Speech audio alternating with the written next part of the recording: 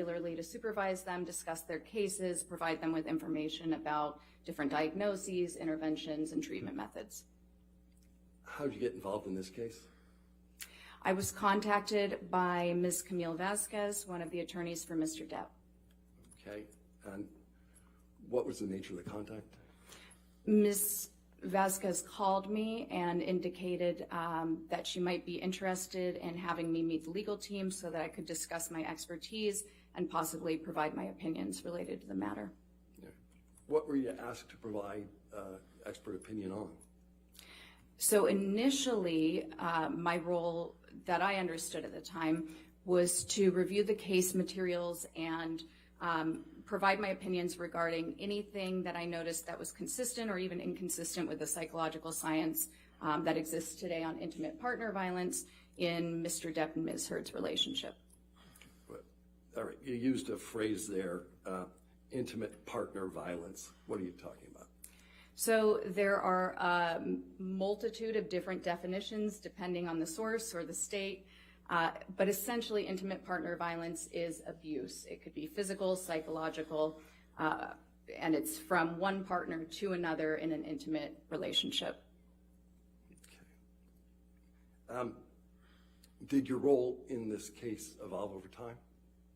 Yes, it shifted. So I was retained at the end of January 2021, and then had just barely begun to review the documents. The case was postponed, and then in October 2021, I was asked by counsel to provide a psychological evaluation of Ms. Heard. Okay. Were you ever asked to do a psychological evaluation of Mr. Depp? No. Okay. What types of documents did you consider in this analysis? So I reviewed quite a few documents as part of my evaluation. That included all of the case documents, Ms. Heard's medical records by Dr. Kipper, her prior mental health treatment records. I believe I reviewed records from Dr. Amy Banks, Dr. Bonnie Jacobs, Dr. Connell Cohen, and also a significant portion of my review involved notes from nurse Erin Filati, at the time Erin Borum, who spent a significant time with Ms. Heard in her direct company. I also reviewed exhibits, quite a few audio recordings, a video recording, several video recordings, or possibly photographs. I might be getting them confused. And multiple witness statements, testimony, and declarations. Did there come a time when you met directly with Ms. Heard? Yes, I did. So in conducting my evaluation, I met with Ms. Heard on two separate dates, December 10th and December 17th, 2021. Approximately how much time have you spent with Ms. Heard? So the evaluation, we spent 12 hours directly with one another.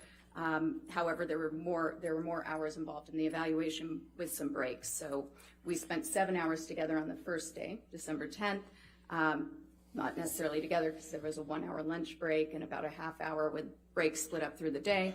And then on the 17th, we spent a little more than 8 hours in the evaluation from start to finish, with a 1 hour break and another half hour of breaks distributed throughout the day. As a result of the work that you performed, did you form any opinions with respect to Ms. Heard? I did. What were those opinions? The results of Ms. Heard's evaluation supported two diagnoses: borderline personality disorder and histrionic personality disorder. What is a diagnosis? A diagnosis is a way that that psychologists, psychiatrists, anybody in the mental health field thinks about a disorder. It helps us to communicate a set of symptoms that a person is experiencing, and along with that set of symptoms, it tells other professionals a lot about how those symptoms might have developed, how that person might behave, perceive the world. It also drives treatment. The real purpose is to determine what sort of interventions will be most effective for the person. Previously, you made reference to, I think you called it the DSM-5. What's Yes. that? So the DSM-5, that stands for the Diagnostic Statistical Manual, version 5, and that contains every diagnosis we use in mental health, and it's the authoritative manual of mental diagnoses. Is performing diagnoses something you typically do in your line of work? Yes. Thank you. So you referenced two personality disorders. What's a personality disorder? To understand a personality disorder, I think it can be helpful first to kind of define personality. So personality, something we take for granted, but these are the traits, the characteristics, the way we think, we feel, and we act that make us who we are. And these traits are pretty stable over time and across situations. We might, be sure to mind our P's and Q's when we're meeting somebody new, but overall, if somebody were to describe us or if we were to describe ourselves, we have a pretty good sense of who we are. Sometimes an easy way to think of it is imagining how you might describe a brother or sister or a child if you have children. Their personalities are pretty clear to you. A personality disorder is some sort of dysfunction in those enduring traits. So as opposed to other types of mental illness, when you think about something like depression, that's episodic. It comes and it goes, and when it's treated with medication, it can pretty much be completely mitigated or minimized in a person's life, and their personality is still there, separate from the depression. When we have a personality disorder, there are going to be disturbances in several different areas that are visible in almost all different facets of their life. Is there a manner in which personality disorders are commonly diagnosed? Yes, so they can be diagnosed in a treating environment. Treating psychologist or a therapist or a psychiatrist simply does a diagnostic interview, which involves assessing multiple areas of a person's history back down through childhood. I'm going to stop you for a second. Yes. What's a treating environment? Sometimes I'll slip into these words, I apologize. So a treating environment, in therapy, if somebody is going in for treatment, the mental health provider will ask them questions to find out what sort of symptoms they've experienced and what sort of things have occurred in their life that might be consistent with these disorders, or rule out these disorders, prove that there's no reason for these disorders to be considered. They might also pay attention to their observations of the client over time and new information the client provides them. The most reliable way, however, to ever come about a diagnosis really is through a comprehensive psychological assessment. And I might use the words assessment, examination, testing interchangeably. They all mean the same thing. It's combining information from multiple different sources. One main source is psychological testing using validated objective measures. That means that they've been tested, they've been shown to be accurate for testing what you want to test, and in the environment you're testing. So there are measures specific for court environments where someone might respond differently. You integrate that with the same interview I was telling you that people would do for therapy. We do that as well. And then in a courtroom setting, you're going to look at all the legal records, all of those documents, corroborating information to sort of check your hypotheses that may be developing, and also check against the examinee's statements to confirm whether you have enough evidence of a certain diagnosis.